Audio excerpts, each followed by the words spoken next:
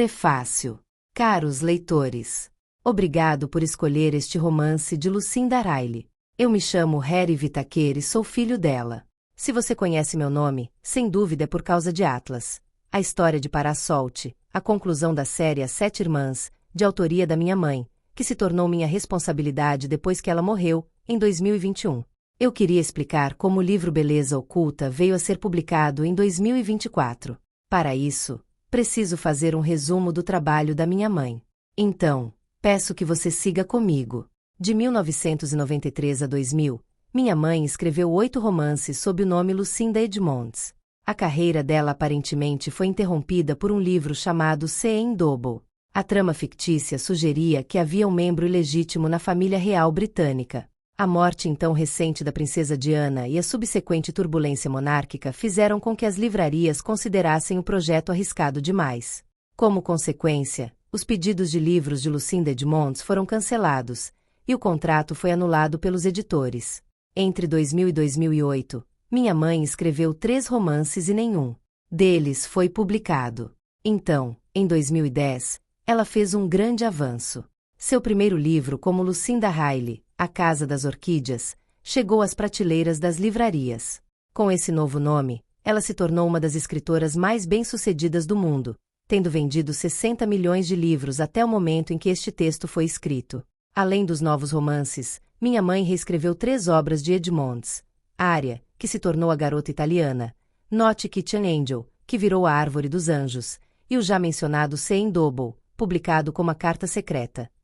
Quanto aos 3 romances inéditos, todos já foram lançados com enorme sucesso.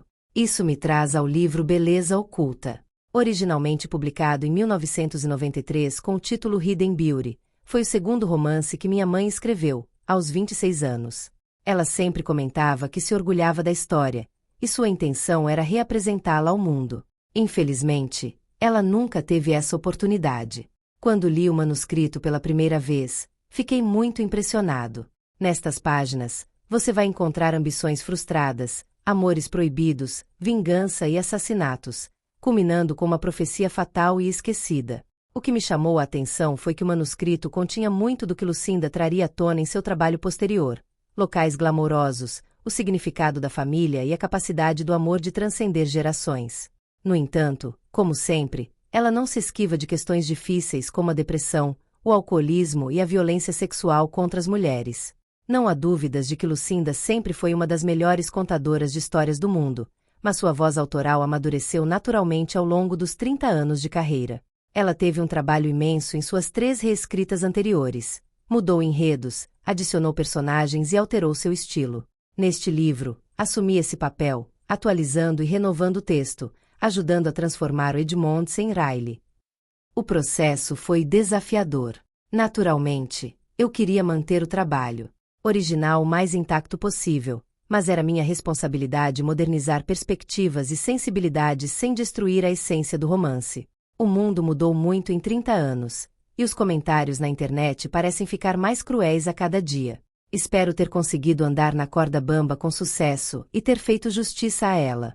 Preciso enfatizar que minha mãe era bem familiarizada com o mundo no qual você está prestes a mergulhar. Na juventude, ela trabalhou como atriz e modelo, e tenho certeza que partes deste livro se baseiam em experiências pessoais. Como os leitores de Lucinda sabem, minha mãe muitas vezes opta por estruturar sua ficção em torno de eventos reais, muitas vezes para contar histórias menos conhecidas desses períodos. A série As Sete Irmãs retrata as tensões das guerras mundiais, o conflito entre Reino Unido e Irlanda, o movimento americano pelos direitos civis, além dos desafios enfrentados pelos aborígenes australianos e pelo povo cigano espanhol. Em Beleza Oculta, Lucinda mostra os horrores do campo de extermínio Treblinka na Polônia ocupada da Segunda Guerra Mundial. O tema claramente era importante para ela, como sem dúvida será para todos os cidadãos compassivos e engajados. Ela tinha esperanças de que os eventos ficcionais mostrados neste romance encorajassem uma leitura mais ampla sobre o Holocausto. E, assim, Beleza Oculta não está mais oculto. Para os leitores pregressos de Lucinda, minha mãe está esperando por vocês como uma velha amiga, pronta para levá-los de volta ao passado e pelo mundo. Quanto aos novos leitores, sejam bem-vindos. Estou muito feliz por terem decidido passar um tempo com Lucinda Riley. Harry Whittaker, 2024. Prólogo. A velha encarou Leia e sorriu, seu rosto franzindo-se em 1000 rugas. Leia pensou que ela devia ter, no mínimo, 150 anos. Todas as crianças do ensino fundamental diziam que ela era bruxa e uivavam como banshees quando, ao voltar da escola, atravessavam o vilarejo e passavam pelo chalé quase abandonado da mulher. Para os adultos, ela era a velha Megan, que cuidava de pássaros feridos e usava misturas de ervas para reparar suas asas quebradas. Alguns diziam que ela era louca, outros, que tinha o dom da cura e estranhos poderes psíquicos. A mãe de Leia sentia pena da mulher. Coitada da velha, completamente sozinha naquele chalé úmido, imundo. Por isso, pedia que Leia pegasse ovos no galinheiro e levasse para Megan. O coração da menina sempre disparava de medo quando ela batia na porta caindo aos pedaços. Geralmente, Megan abria devagar, espiava em volta e pegava os ovos da mão de Leia, assentindo. A porta se fechava e Leia corria de volta para casa o mais rápido possível. Porém, naquele dia, quando bateu, a porta se abriu muito mais, de maneira que Leia conseguiu ver Megan e os recantos escuros do chalé. A idosa ainda a encarava. Eu. A mamãe achou que você podia querer uns ovos, declarou Leia, oferecendo a caixa e observando os dedos longos e ossudos se fecharem ao redor dela. Obrigada. Leia ficou surpresa com o tom gentil da mulher. Definitivamente, Megan não falava como uma bruxa. Você não quer entrar? Bom, Mas um braço envolveu o ombro dela e a puxou para dentro. Eu não posso ficar muito. A mamãe vai se perguntar aonde eu fui. Diga a ela que estava tomando chá com Megan, a bruxa, respondeu a velha, dando uma risadinha. Sente-se aí. Eu já vou preparar o chá, disse ela, apontando para uma das poltronas surradas que ladeavam uma pequena lareira vazia. Leia se sentou, nervosa, as mãos entrelaçadas debaixo das pernas. Ela olhou ao redor, observando a cozinha apertada. Em todas as paredes, havia prateleiras repletas de velhos potes de café com misturas de cores estranhas. Megan pegou um deles, abriu e colocou 2 colheres de chá do pó amarelo em um antigo bule de aço inoxidável. Depois, derramou a água da chaleira nele, colocou-o em uma bandeja com 2 xícaras e o posicionou na mesa em frente a Leia. Devagar, a velha se sentou na outra poltrona. Você pode servir, querida. Leia assentiu, se inclinou para frente e serviu o líquido fumegante nas 2 xícaras de porcelana lascadas. Ela fungou. O líquido tinha um cheiro estranho e acre. Está tudo bem, eu não estou tentando te envenenar.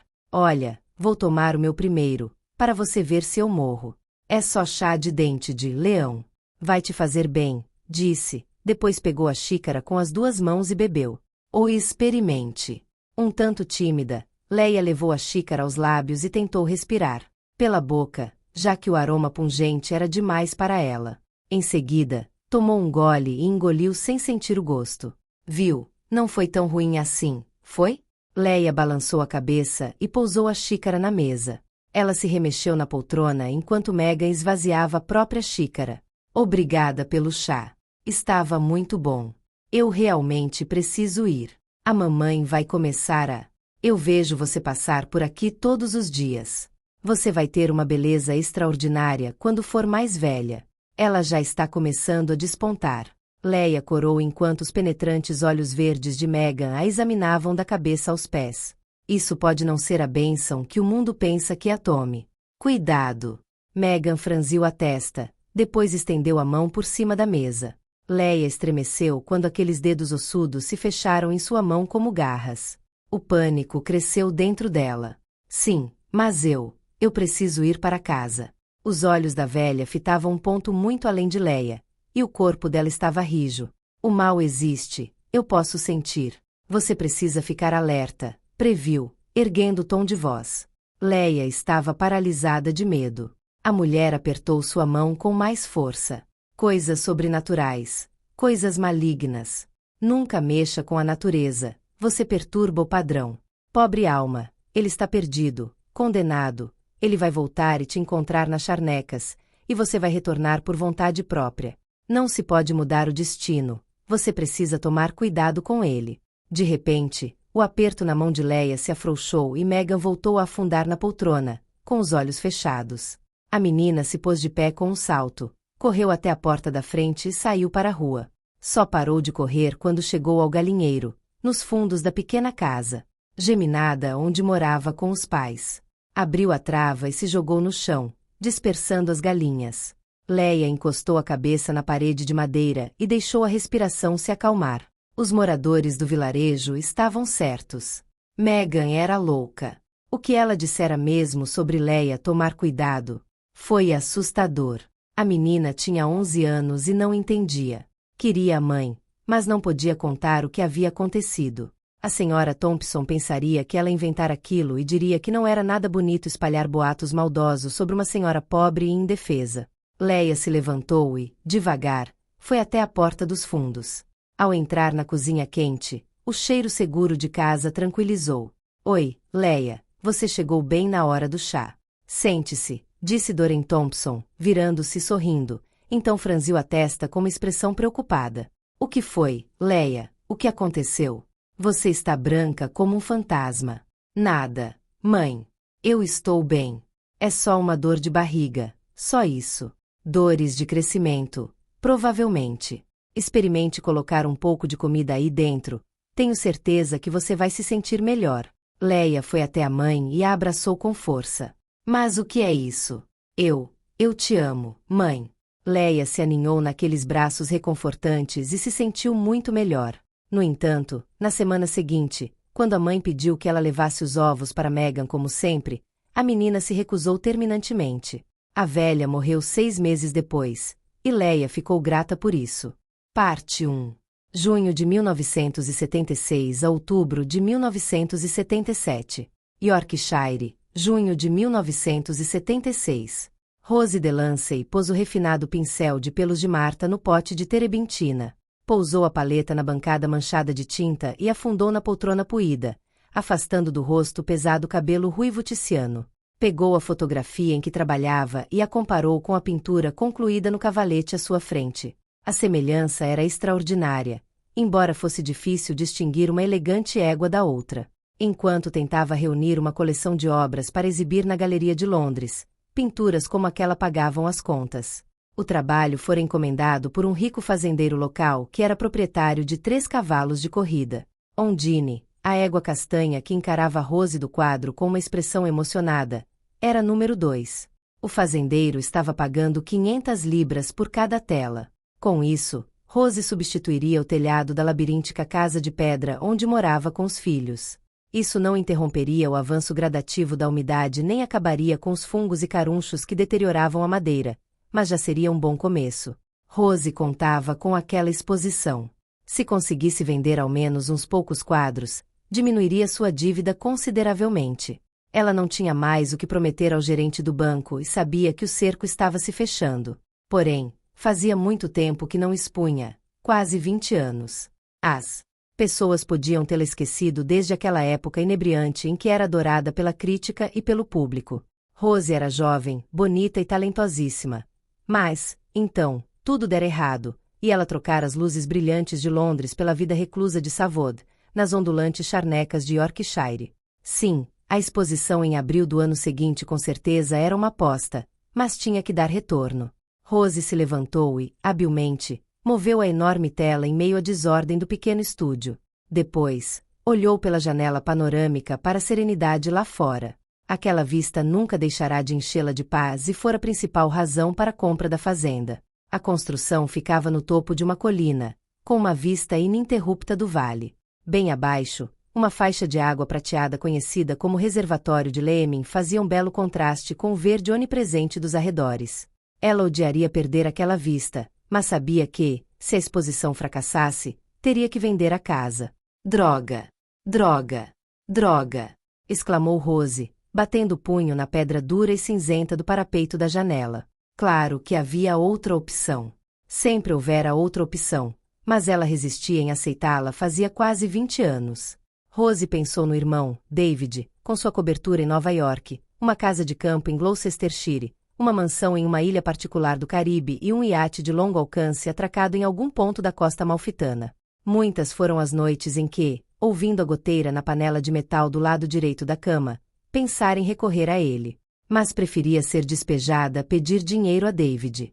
As coisas tinham dado errado demais. Fazia tempo demais. Havia anos que Rose não via o irmão, apenas acompanhava sua ascensão meteórica nos corredores do poder por matérias de jornal. 8 meses antes, lera sobre a morte da esposa dele, que o deixará viúvo com um garoto de 16 anos. Então, havia uma semana, ela receberá um telegrama. Querida Rose PT, tenho rigorosos compromissos de trabalho nos próximos 2 meses PT. Meu filho Brett saiu do internato no dia 20 de junho PT. Não quero deixá-lo sozinho PT. Ainda de luto pela morte da mãe PT. Será que ele poderia ficar com você PT? O AR do campo faria bem a ele PT. Vou buscá-lo no fim de agosto PT. David. A chegada do telegrama impedira Rose de entrar no estúdio por 5 dias. Ela havia caminhado longamente pelas charnecas, tentando entender por que David estava fazendo aquilo. Bom, ela não tinha muito o que fazer. David havia apresentado um fato. O garoto estava chegando, provavelmente um fedelho mimado e snob, que não ficaria muito feliz de se hospedar em uma fazenda caindo aos pedaços, sem nenhuma diversão a não ser ver a grama crescer. Ela se perguntou como os próprios filhos se sentiriam com a chegada de um primo até então desconhecido. Rose precisava encontrar um jeito de explicar o súbito aparecimento não só de Brett, mas também de um tio que provavelmente era um dos homens mais ricos do mundo. Miles, seu filho alto, bonito, com 20 anos, não aceitaria a notícia sem questioná-la, enquanto Miranda, de 15 anos. Rose sentiu a costumeira pontada de culpa ao pensar na difícil filha adotiva. Rose temia ser ela própria a culpada pela rebeldia de Miranda. A garota era mimada, grosseira e brigava com a mãe por tudo. Rose sempre tentará amá-la tanto quanto Miles, mas Miranda parecia sentir que jamais conseguiria competir com o vínculo de sangue entre mãe e filho. Rose se esforçara muito para amar Miranda, para dar o melhor de si, mas percebeu que a filha só criava tensão, não contribuía em nada para gerar um clima familiar em casa. A mistura de culpa e falta de comunicação fizera com que, na melhor das hipóteses, as duas se tolerassem. Rose sabia o quanto Miranda ficaria impressionada com a chegada de Brett e a incrível riqueza do pai dele. Sem dúvida, ia flertar com ele. Era uma menina muito bonita, com uma longa fila de corações partidos em seu encalço. Rose desejou que ela não fosse tão óbvia. O corpo de Miranda já estava bem desenvolvido, e a garota não fazia esforço nenhum para esconder isso. Ela também tirava bom proveito dos deslumbrantes cabelos louros. Rose tinha desistido de proibir o batom vermelho vivo e as saias curtas, já que Miranda ficava azeda por dias, e o clima da casa também. Ela consultou o relógio. Miranda chegaria da escola em breve, e Miles estava vindo de Leeds, após concluir mais um semestre na faculdade. Pediria à senhora Thompson que preparasse uma refeição especial para o jantar. Rose se juntaria a eles e anunciaria a chegada iminente do sobrinho, como se o filho do irmão passar as férias com eles fosse a coisa mais natural do mundo. Ela se preparou para o que viria. Tinha um papel a desempenhar, pois nenhum deles jamais deveria saber o segredo.